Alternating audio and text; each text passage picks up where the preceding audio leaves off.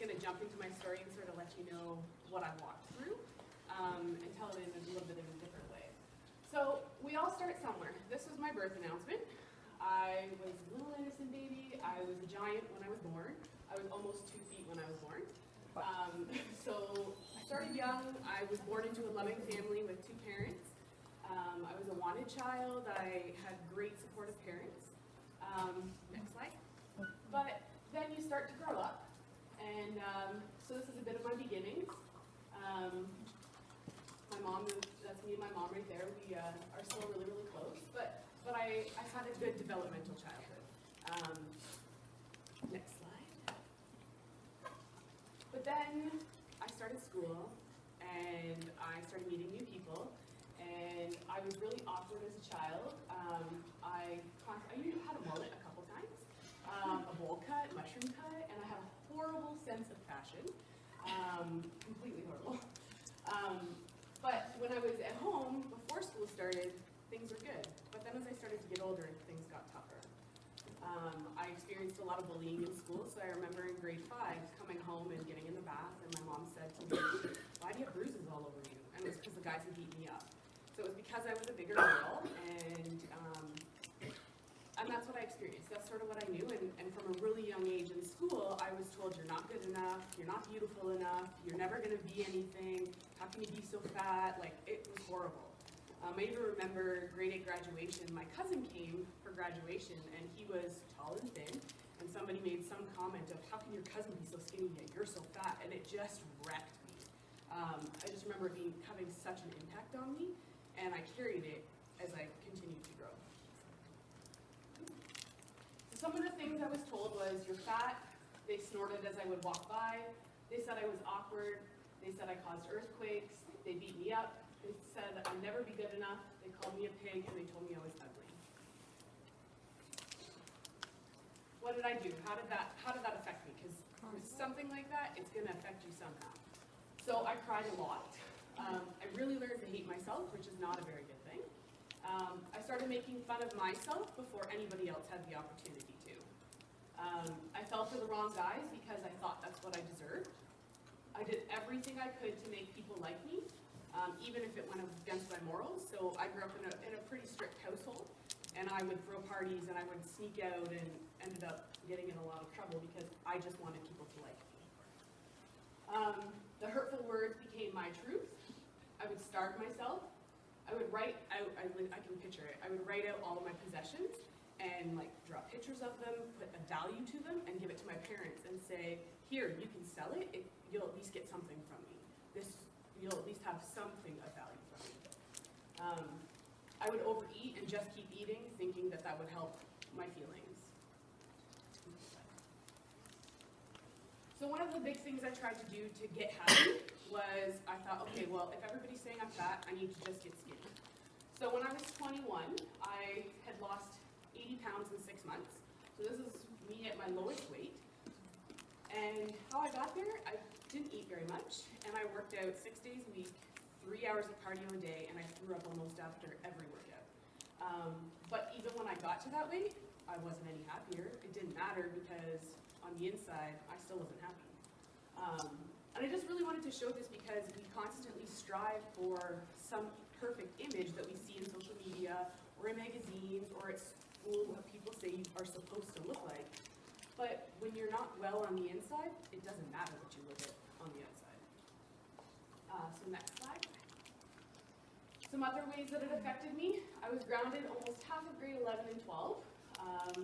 I hung out with the wrong crowd and got myself in a lot of trouble. I kept gaining weight because I ate my feelings. I would starve myself at times, worked out in the same amount of time, and I hated myself. And then I met a boy, and I married him at 24, and he was really abusive in a variety of ways, and I thought that's what I deserved. I thought I deserved somebody who treated me as poorly as he did. I didn't love me, so it was okay that he abused me. And that was really like the crux of all the stuff that I went through, and really not seeing the value in myself. But then a light bulb came on. So I started to love me, but did I do that? Because it's one thing to say, okay, I'm going to love myself, I'm going to choose to do it, but how do you actually get there? So I surrounded myself with positive people, and I removed people who were not positive in my life. So in my situation, I ended up splitting up from my husband and basically said to him, we can either fix things and you can treat me properly, or we're done. And so we are divorced now. Unfortunately, he didn't want to change, which is really sad. But then I also chose to ignore the mean things people would say about me. I journaled a lot. That was a really big part in my journey, is journaling how I was feeling on the inside, and just sort of getting it out there and expressing it rather than keeping it all inside. I talked to trustworthy people about how I was feeling. I'm really grateful that I have a really good support system. I'm really close with my mom, and I have a lot of people in my life that have been really supportive, like Matt, in my journey. I read a lot. I read self-help books. When I was separated from my husband, I would read how to heal from divorce and all that sort of thing. I just wanted as much knowledge as I could and soak in as much as I could. I told myself every day a list of things that I loved about me and why I was valuable. So this was a really big part in my journey.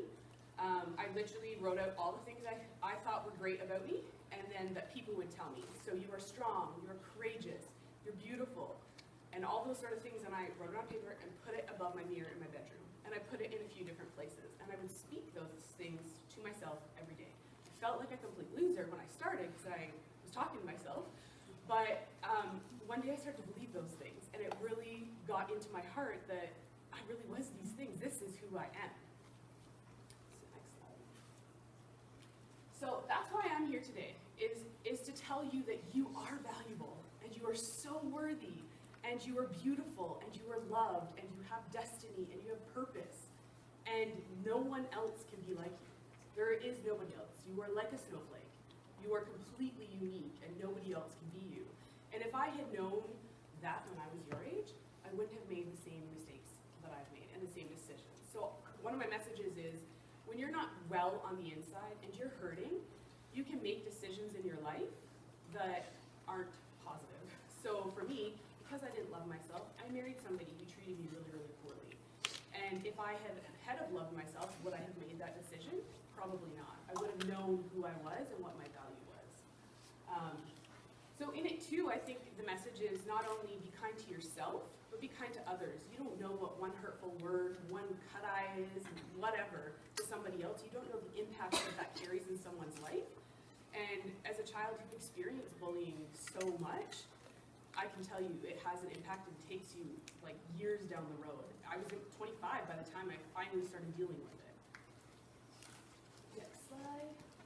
So once upon a time, they told me that I would never be a model because I was a big girl. I could never win a pageant because I was fat. I would never win a plus-size pageant because I had no experience and I'm covered in tattoos. So my arms are covered, my whole back is done, but that's like a no-no in the industry. But I proved everybody wrong in the last year. But more importantly than proving other people wrong, I proved me right. I proved that my dreams can come true. And that if you take one step after the next, knowing who you are, you can accomplish things you never would have dreamed. Next slide. So these are a few pictures from the Miss Plus Canada pageant. So we had an intro dance, that's me in the white dress. And then swimsuit, so that's something that was really interesting. I was at my heaviest during the pageant. I was 317 pounds, but I loved me. And I was on stage in a bathing suit in 6-inch pumps. And I walked out with a huge smile on my face because I knew who I was. I also, I heard about the pageant, I found out I had to do a talent. And I was like, I don't know what I'm supposed to do. I can kind of sing, I can't play an instrument. I can design websites, but I can't do that on stage. What am I going to do?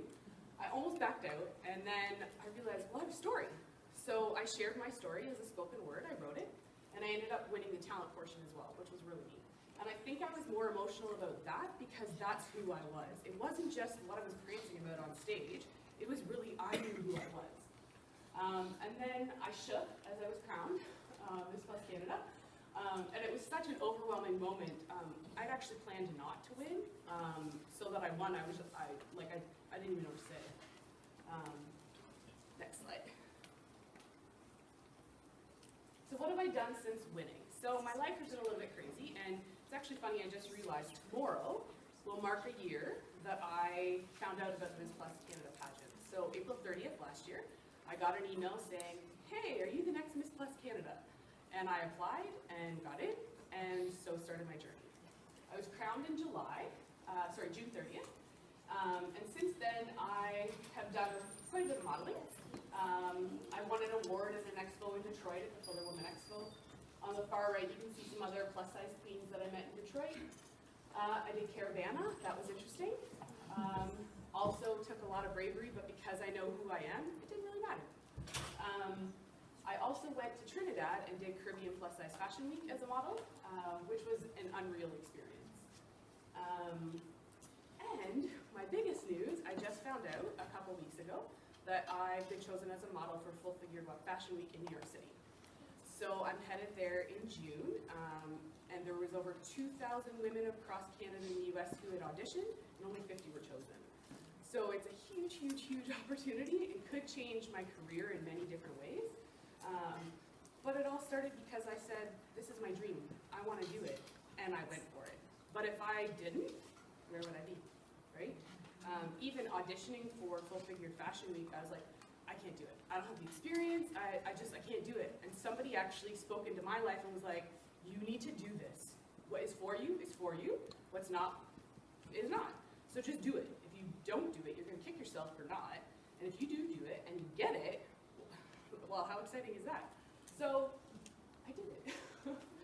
Next slide. So something else I also learned, I was, all my life, I yo-yo dieted. I would try and lose some weight, then I gain it back. I try and lose some weight, and I gain it back. But when I entered Miss Plus Canada pageant, I thought, okay, maybe I should lose some weight again. And I just really felt, no, you know who you are. They're either gonna love you or they're not. So just embrace who you are and walk with it. So I did.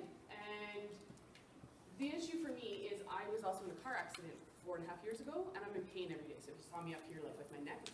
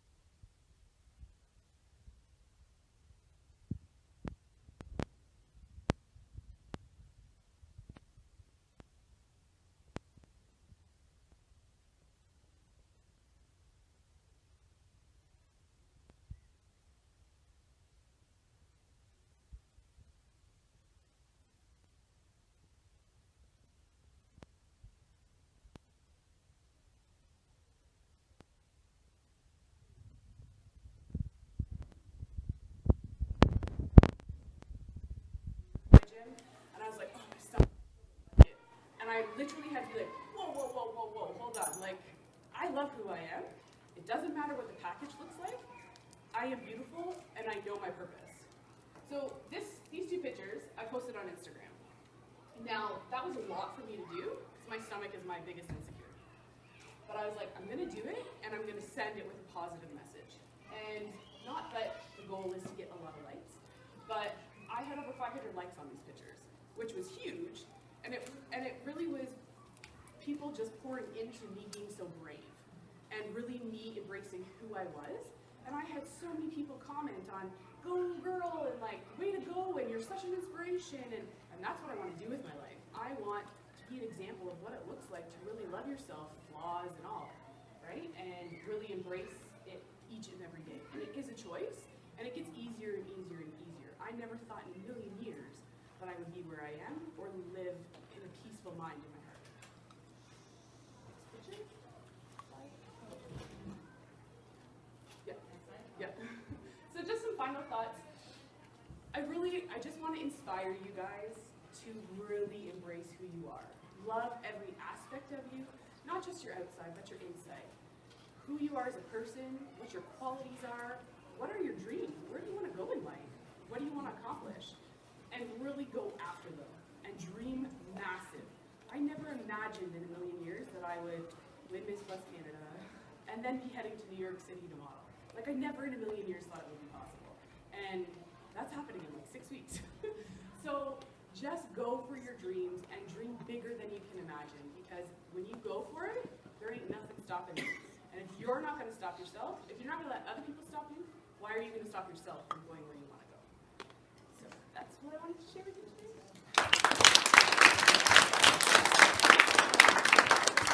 All right, does anyone have a question, Sarah, or a comment? Did anything she say kind of maybe strike a chord with you, or you